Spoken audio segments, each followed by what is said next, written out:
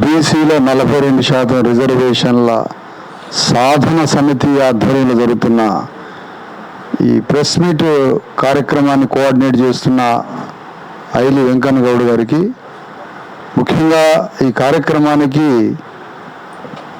Chief justice retired justice Eswaraiah గారికి, intellectual forum రాష్ట్ర అధ్యక్షులు రిటైర్డ్ ఐఏఎస్ అధికారి చిరంజీవి గారికి, బాలరాజు గౌడ్ గారికి, వేదిక మీద ఉన్న పెద్దలకు, ఇక్కడ ఉన్నటువంటి ప్రతినిధులందరికీ, ముఖ్యంగా ఈ కార్యక్రమానికి హాజరైన జర్నలిస్ట్ మిత్రులందరికీ, జర్నలిస్ట్ మిత్రులంతా ఇలాంటి కార్యక్రమాల్లో చాలా స్పష్టమైన మార్గాన్ని తెలుసుకోవాలని కోరుతున్నారు జర్నలిస్టులు. ఎందుకంటే ఇక్కడ దొరుకుతుంది. అసలు ఈ కార్యక్రమం దేనికోసం, ఈ ప్రెస్ మీట్ అంటే 24వ తారీఖున ఒక అతిపెద్ద ధర్నా జరగబోతుంది ఇందిరా పార్క్ ముందు. ఎందుకోసం ఈ ధర్నా? బీసీలకి రావలసిన 42% రిజర్వేషన్ల చట్టాన్ని పార్లమెంటులో 9th షెడ్యూల్ అనే తల్లి గర్భంలో పెట్టి దాన్ని రక్షణ కవచంలాగా ఉంచాలని, అంత పెద్ద కార్యక్రమాన్ని సాధించడం కోసం ఒక మహాధర్నాన్ని ఏర్పాటు చేయడం జరిగింది. మరి మొన్న జరిగిన బంద్ ఏంటి? రేపు జరుగుతున్న ధర్నా ఏంటి? మొన్న జరిగిన బంద్ అది చీకట్లో యుద్ధం జరిగింది. ఎవరిని పెరుస్తుందో అర్థం కాలేదు.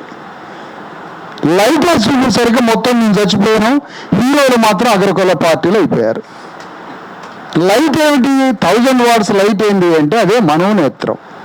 జ్ఞానంతో చూస్తేనే మార్గం తెలుస్తుంది. శరీర కన్నుతో చూస్తే ఎప్పుడు సమాధానం దొరకదు. జ్ఞాన నేత్రంతో చూసినప్పుడు దొంగేడో దొరేడో తెలుస్తుంది. చీకట్లో జరిగిన యుద్ధం, ఆ యుద్ధం నుంచి లైట్ అయి చూసేసరికి అగ్రకుల పార్టీ నాయకులు మొత్తం బీసీలని చంపి 9th షెడ్యూల్లో పెట్టకుండా 2.5 కోట్ల మంది బీసీలని బాణాకత్తులు పెట్టి హత్య చేసిన అగ్రవర్ణ పార్టీలంతా ఆ యుద్ధకాండలో హీరోలుగా తిరుగుతుంటే బీసీలు చచ్చిపోయారు మొన్న బంద్లో. మీకు ఎట్లా కనిపించిందో కానీ బంధు, అసలు ఈ బంద్లో బీజేపీ ఏ అంశంతో ఆ బంద్లో పాల్గొన్నదో ఆ కారణం మాకు చెప్పాలి. బీజేపీ పార్టీ అన్న ఫోన్ కొద్దిగా ఆపాలి మీరు. బీజేపీ పార్టీ ఏ విషయంలో బంద్లో పాల్గొన్నది? ఆ మధ్యలో కాదు అంతరాలు పెట్టేలా ఉంటాడు ఆ రాష్ట్ర అధ్యక్షుడు బీజేపీ రామచంద్రరావు. ఆ రామచంద్రరావు ఏ అంశంతో బంద్కు పిలుపునిచ్చాడు? అంశం ఏంటి? రీజన్ ఏంటి? నువ్వు బంద్లో పాల్గొనడానికి రీజన్ చెప్పాలి. రేవంత్ రెడ్డి బంద్లో పాల్గొనడానికి కాంగ్రెస్ పార్టీ మద్దతు ఇచ్చి కాంగ్రెస్ పార్టీ ఏ అంశంతో బంద్లో పాల్గొన్నదో ఆ అంశాన్ని చెప్పాలి. 2.5 కోట్ల మంది భావోద్వేగాలని రెచ్చగొట్టి రాజ్యాన్ని చేజిక్కించుకున్న కేసీఆర్ తన అంతఃపురంలో దాక్కుని బీసీల గురించి మాట్లాడకుండా దాక్కున్న కేసీఆర్ ఏం చెప్పిండు అంటే, బీసీల ఉద్యమం రిజర్వేషన్ల పేరుతో అది ఇంతింతై ఒటుడింతై అది బడబాగ్గినిలాగా ఆకాశమంతా మంటలు అంతుకొని అది తెలంగాణ రాజ్యానికే వస్తారేమో బీసీలని భయపడి ఆ ధర్నాలో ఆ బంద్లో ఈ దొంగలు పాల్గొన్నారు. ఇది అసలు కార్యక్రమం. తుమ్మల నాగేశ్వరరావుకి ఏం సంబంధం బంద్కి? అయ్యో అసలు ఇది పిచ్చోళ్ళ, ఎవడు పిచ్చోడో అర్థం కావట్లేదు ఇక్కడ. ఎందుకు మీరు పాల్గొన్నారు? బీజేపీ వాడు, కాంగ్రెస్ ఎందుకు పాల్గొన్నది? అసలు మీకు ఏం అవసరం? ఇగో 2.5 కోట్ల మంది తెలంగాణ బిడ్డలైన బీసీ అమాయక ప్రజలు, అమాయకులంటే భారతదేశంలో ఎక్కడా లేని 3 కోట్ల మంది 2.5 కోట్ల మంది అమాయక బీసీలకి శత్రువెవడో మిత్రుడెవడో స్పష్టమైన రేఖను గీసి ఫలానా వాడే శత్రువు అని చూపించడం కోసమే 24వ తారీఖు ధర్నా జరగబోతుంది. ఆ ధర్నాలో బీసీలకి కావలసిన 42% రిజర్వేషన్ల చట్టాన్ని పార్లమెంటులో పెట్టడానికి కావలసిన కార్యాచరణ యుద్ధాన్ని ప్రకటించడం కోసమే రేపు ధర్నా జరగబోతుంది ఇందిరా పార్కు దగ్గర. లేదంటే పాపం ఈ అమాయకుల్ని ఎవడెత్తకపోతాడో అర్థం కాదు. కాకెత్తకపోయిద్దా, పిల్లెత్తకపోద్దా, పులెత్తకపోద్దా తెలియదు. వాడే వచ్చి ధర్నాల పాల్గొంటాడు అన్న. కొద్దిసేపు ఏమనుకో ప్లీజ్. ఆ స్పష్టత చూపించాలి. శత్రువు పని ఏంటంటే ఎప్పుడైనా శత్రువు పని ఏంటంటే స్పష్టత లేకుండా, శత్రువు మధ్య మిత్రుల మధ్య గీత లేకుండా చేస్తాడట శత్రువు ఎప్పుడైనా. అంటే వాళ్ళు వీళ్ళందరం ఒకటే, మేమంతా ఒకటే అంటాడట వాడు. అందరం ఒకటే. అందరం ఎట్లా ఒకటే అవుతాం? నువ్వు వేరు, నువ్వు వేరు, మా బతుకు వేరు, నీ బతుకు వేరు, నీ సంస్కృతి వేరు, మా సంస్కృతి వేరు, నీ రాజకీయం వేరు, మా రాజకీయం వేరు.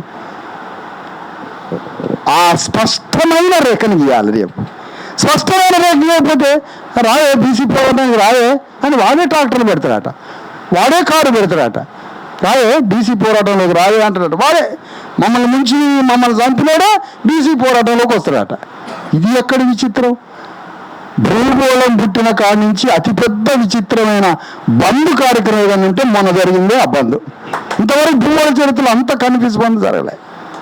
కానీ మేము పాల్గొన్నాం చూడండి మన బంద్లో. ఎల్బీ నగర్లో కూర్చున్నాం. ఎల్బీ నగర్లో ఒక ధర్నా చేసిన నడి రోడ్డు మీద. అది ఎయిర్పోర్ట్ దాకా ఆగింది, యువతల సికింద్రాబాద్ దాకా ఆగింది. మేము కూర్చున్న దేనికి? బంద్లో 9th షెడ్యూల్ కోసం కూర్చున్నాం మేము. స్టేకి వ్యతిరేకంగా కాదు, కంటెంట్ ఆఫ్ ద కోర్ట్ అయితే కోర్టు ఇచ్చిన స్టేకి వ్యతిరేకంగా ధర్నా చేయకూడదు. వాడిని పిచ్చోడు అంటారు, తిక్కలేసింది అంటారు. వాళ్ళకి మెంటల్ పిచ్చి పసర్లు పోయారు వాళ్ళను. ఇట్లా స్టేకి నిరాకరణ, స్టేకి న్యాయమూర్తి ఇచ్చిన స్టేకి వ్యతిరేకంగా నడి రోడ్డు మీద కూర్చోవద్దు. రేవంత్ రెడ్డి కుతిక తీసుకోవడానికి కూర్చోవాలి నడి రోడ్డు మీద. బీజేపీ అనే కేంద్ర ప్రభుత్వం, కేంద్రాన్ని పరిపాలిస్తున్న బీజేపీ పార్టీ 9th షెడ్యూల్లో పెట్టడానికి రేవంత్ రెడ్డి తాను యుద్ధం చేయాలి కేంద్రం మీద. 2.5 కోట్ల మంది సమస్య కాకుండా నీకేం సమస్య ఉందా? ఇంకేముంది నీకు సమస్య? పార్లమెంటులో 9th షెడ్యూల్లో పెట్టడానికి రేవంత్ రెడ్డి యుద్ధం చేయాలని రేవంత్ రెడ్డి మీద మేము యుద్ధం చేస్తాం.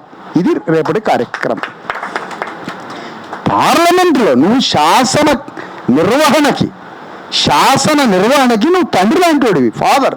ఈ రాష్ట్రంలో ప్రతి చట్టాన్ని అది పార్లమెంటు పరిధిలోకి వస్తుందా, రాజ్యాంగ పరిధిలోకి వస్తుందా, సుప్రీంకోర్టులో చేయించుకుంటావా, దానికి మంది ఎక్కడ ఉందో నువ్వే కాగితాలు సంకల పెట్టుకొని ఢిల్లీకి అప్ అండ్ డౌన్ చేసి 2.5 కోట్ల మంది బీసీల సమస్యని దీన్ని 9th షెడ్యూల్లో పెట్టించే అతిపెద్ద పని రోజు రేవంత్ రెడ్డి చేయాలి. మేము ఢిల్లీ పోయి ఒక కాగితం ఇచ్చేస్తాం ప్రధానమంత్రికి, రాష్ట్రపతికి కాగితాలు ఇచ్చేస్తాం. కానీ యుద్ధం చేయాల్సింది రేవంత్ రెడ్డి. కానీ వీళ్ళు ఏం చేస్తారంటే బీసీల పోరాటం ఏదో పండగలాగా నడి రోడ్డు మీదకి వచ్చి రెడ్లు రావులు అందరూ వచ్చి కూర్చుంటాడు ధర్నాల. చేద్దామే బీసీ ఉద్యమం చేద్దామే. ఏంది నువ్వు చేసేది? మాతో నువ్వేం చేసేది? నీ సీట్ వదులుకొని మాకు ఇవ్వవు, నువ్వు మాతో ధర్నా చేస్తావు అని క్షమించండి. ఆ విధంగా ఒక స్పష్టమైన రేఖను గీయాలి. 2.5 కోట్ల మంది బీసీ ప్రజలకి దొంగవడో దొరవడో అర్థం కావడలే. సాంప్రదాయ బీసీ సంఘాల శకం అయిపోయింది. ఇప్పుడు శాస్త్రీయ బీసీ సంఘం ఆవిర్భావం అయింది. ఇది మానవీయ శాస్త్రీయ సంఘం. ఇది అవి సాంప్రదాయ సంఘాలు. 3వ వాడు పుట్టుకొచ్చింది ఈ మధ్య వాడు దళారీ సంఘం ఒకడు. సాంప్రదాయ సంఘం అంటే వాళ్ళు పాపం తెలుసో తెలియకో వాళ్ళ చేతనైనా ఏదో స్కాలర్షిప్ సమాజ్ పార్టీ ఏదో పెట్టుకున్నారు వాళ్ళు పాపం.